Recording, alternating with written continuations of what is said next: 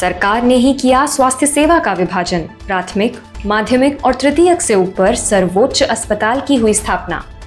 Institute of national importance का दर्जा देकर द एम्स एक्ट ऑफ 1956 के तहत all India institute of medical sciences का किया गया गठन। इसी central government run institute AIIMS के मेडिकल बोर्ड ने जनवरी 2024 में 86 वर्ष की उम्र में संत श्री आशाराम जी बापू की स्थिति को बताया गंभीर। TIMI स्कोर जो हृदय रोग की गंभीरता दर्शाता है वो 6/7 बताकर हाई रिस्क केस का दर्जा दिया। ये भी कहा कि गंभीर हृदय रोग के शीघ्र उपचार की है अत्यंत आवश्यकता, पर उपचार से ही हो रही है आंतों से ब्लीडिंग।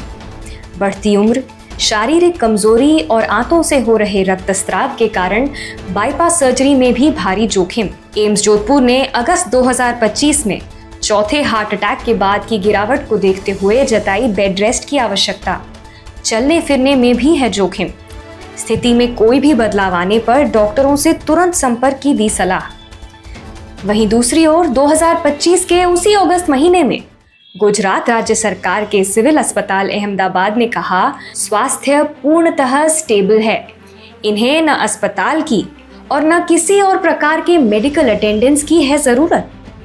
आखिर सरकार के ही तृतीय श्रेणी सिविल और सर्वोच्च श्रेणी एम्स अस्पतालों के परीक्षण और सलाह में जमीन आसमान का अंतर कैसे? एम्स अस्पताल के मेडिकल रिकॉर्ड की गंभीरता को देखते हुए कोर्ट ने उन्हें उपचार के लिए बेल दी, लेकिन सिविल अस्पताल की रिपोर्ट में स्टेबल स्थिति को देखते हुए उन्हें 30 अगस्त 2025 को फिर से जेल भेजा गया। जेल अधीक्षक के अनुसार उनके उपचार की व्यवस्था जेल में नहीं है।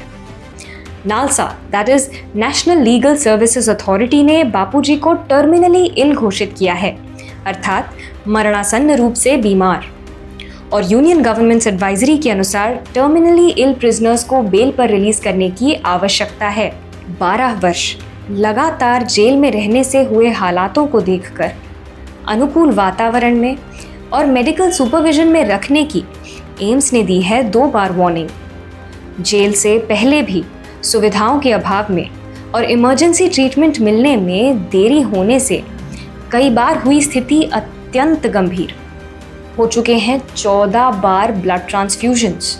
एक निर्दोष संत को वृद्धावस्था में ऐसी गंभीर स्थिति में जेल भेजने के बाद यदि सही समय पर उपचार न मिलना घातक सिद्ध हुआ तो देश की जनता को उत्तर कौन देगा? पूछते हैं मानवीयता और मानवाधिकार।